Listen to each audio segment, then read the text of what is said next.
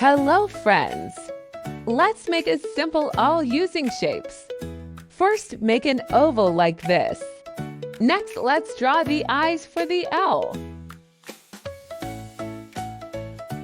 Did you know that an owl is a night bird? Yes, it is awake during the night and sleeps during the day. We call such birds as nocturnal birds. Okay, let's complete our eyes using oval shapes.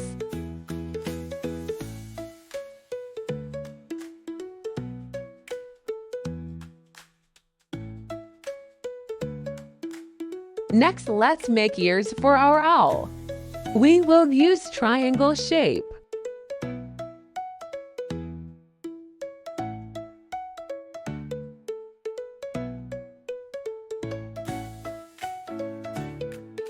Let's add the beak.